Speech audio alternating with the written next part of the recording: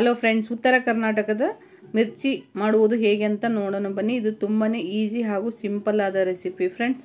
ಇದು ಉತ್ತರ ಕರ್ನಾಟಕದಲ್ಲಿ ತುಂಬಾನೇ ಫೇಮಸ್ ಆದ ಮಿರ್ಚಿ. ಇದಕ್ಕೆ ಕಡಲೆ ಹಿಟ್ಟು ನಿಮಗೆ ಎಷ್ಟು ಬೇಕೋ ಅಷ್ಟು ತೆಗೆದುಕೊಳ್ಳಿ. 1 ಕಪ್ ನಾ ಕಡಲೆ ಹಿಟ್ಟನ್ನು ತೆಗೆದುಕೊಂಡಿದ್ದೀನಿ. ಅದಕ್ಕೆ ರುಚಿಗೆ ತಕ್ಕಷ್ಟು ಉಪ್ಪು ಅಥವಾ 1/4 ಟೇಬಲ್ ಸ್ಪೂನ್ ಉಪ್ಪು, 1/4 ಟೇಬಲ್ ಸ್ಪೂನ್ ಸೋಡಾ ಹಾಕಿ, ಅರ್ಧ ಟೇಬಲ್ ಸ್ಪೂನಿನಷ್ಟು ಸಕ್ಕರೆಯನ್ನು ಹಾಕಿ, ನಿಮಗೆ ಬೇಕಾದರೆ ಅಕ್ಕಿ ಹಿಟ್ಟು ಹಾಕ್ಕೊಳ್ಳಿ. 1 ಅಥವಾ 2 ಟೇಬಲ್ ಸ್ಪೂನ್ ಅಕ್ಕಿ ಹಿಟ್ಟು ಹಾಕಿ, ಅಥವಾ ಜೋಳದ ಹಿಟ್ಟಿದ್ರೂ ಕೂಡ ಹಾಕಿಕೊಳ್ಳಬಹುದು. ಇದಕ್ಕೆ ಸ್ವಲ್ಪ ನೀರನ್ನು ಹಾಕಿ ಚೆನ್ನಾಗಿ ಮಿಕ್ಸ್ ಮಾಡಿ. ಗಂಟು ಇಲ್ಲದ ಹಾಗೆ ಚೆನ್ನಾಗಿ ಮಿಕ್ಸ್ ಮಾಡಿಕೊಳ್ಳಬೇಕು. ಕೈಯಿಂದ ಚೆನ್ನಾಗಿ ಮಿಕ್ಸ್ ಮಾಡಿ. ಫಸ್ಟಿಗೆ ನೀವೆಷ್ಟು ಚೆನ್ನಾಗಿ ಮಿಕ್ಸ್ ಮಾಡ್ತೀರೋ ಅಷ್ಟು ಮಿರ್ಚಿ ತುಂಬಾ ಚೆನ್ನಾಗಿ ಬರುತ್ತೆ. ನೋಡಿ, ಈ ಥರದಲ್ಲಿ ಇದನ್ನು ಚೆನ್ನಾಗಿ ಮಿಕ್ಸ್ ಮಾಡಿಕೊಳ್ಳಬೇಕು. ಮೊದಲಿಗೆ ಕೈಯಿಂದನೇ ಚೆನ್ನಾಗಿ ಮಿಕ್ಸ್ ಮಾಡಿ. ನೋಡಿ, ಈ ಥರದಲ್ಲಿ ಚೆನ್ನಾಗಿ ಮಿಕ್ಸ್ ಮಾಡಿಕೊಳ್ಳಬೇಕು.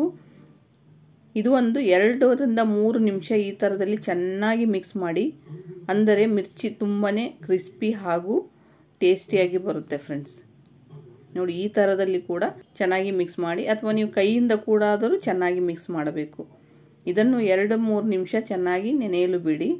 ಹಾಗೆ ಇದಕ್ಕೆ ಮೆಣಸಿನಕಾಯಿ ಚಿಲ್ಲಿಯನ್ನು ತೆಗೆದುಕೊಳ್ಳಿ. ಮುಂದುಗಡೆ ಸ್ವಲ್ಪ ಕಟ್ ಮಾಡಿಕೊಳ್ಳಿ. ಹಾಗೆ ಹಾಕಿದರೆ ಸಿಡಿಯುತ್ತೆ. ಎಣ್ಣೆ ಎಲ್ಲ ಹಾಕಿದರೆ ಟಪ್ ಅಂತ ಸಿಡಿಯುತ್ತೆ. ಅದಕ್ಕೋಸ್ಕರ ಸ್ವಲ್ಪ ಕಟ್ ಮಾಡಿ ಇಟ್ಟುಕೊಳ್ಳಬೇಕು.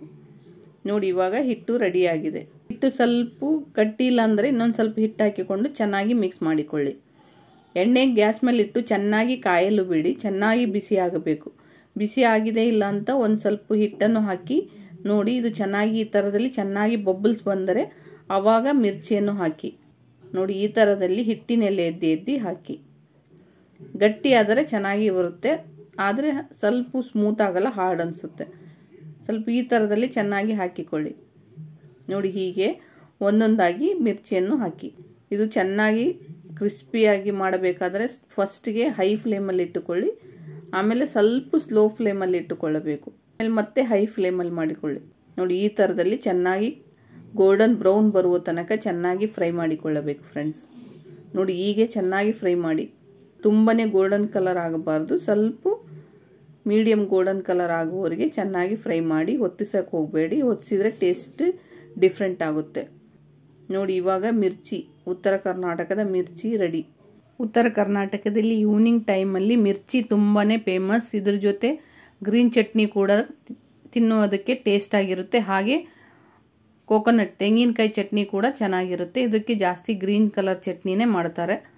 ಇದು ನೋಡಿ, ಇವಾಗ ತುಂಬಾ ಟೇಸ್ಟಿ ಕ್ರಿಸ್ಪಿಯಾದ ರೆಸಿಪಿ ಫ್ರೆಂಡ್ಸ್. ಒಂದ್ಸರಿ ಟ್ರೈ ಮಾಡಿ, ಹೇಗಿದೆ ಅಂತ ಕಮೆಂಟ್ ಮಾಡಿ ಪ್ಲೀಸ್. ಈ ರೆಸಿಪಿ ನಿಮಗೆ ಇಷ್ಟ ಆದರೆ ಸಬ್ಸ್ಕ್ರೈಬ್ ಮಾಡ್ಕೊಳ್ಳಿ, ಶೇರ್ ಮಾಡಿ ಫ್ರೆಂಡ್ಸ್. ಹಾಗೆ ಬೆಲ್ ಐಕಾನ್ ಒತ್ತಿದ್ರೆ ನೋಟಿಫಿಕೇಷನ್ ನಿಮಗೆ ಬರುತ್ತೆ. ಹಾಗೆ ಲೈಕ್ ಮಾಡುವುದು ಮರೆಯಬೇಡಿ ಫ್ರೆಂಡ್ಸ್. ಹೊಸದಾಗಿ ನೀವು ನನ್ನ ಚಾನಲ್ ನೋಡ್ತಾ ಇದ್ದರೆ ಹಾಗೆ ಒಂದು ಲೈಕ್ ಮಾಡಿ.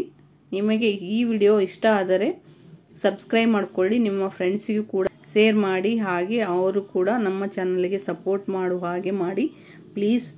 ಇದುವರೆಗೆ ನನ್ನ ಚಾನಲ್ ಸಬ್ಸ್ಕ್ರೈಬ್ ಮಾಡಿಕೊಂಡು ಶೇರ್ ಮಾಡಿ, ಲೈಕ್ ಮಾಡಿ, ಸಪೋರ್ಟ್ ಮಾಡಿದ ಎಲ್ಲ ಫ್ರೆಂಡ್ಸಿಗೂ ಧನ್ಯವಾದಗಳು ಹಾಗೂ thank you to all friends.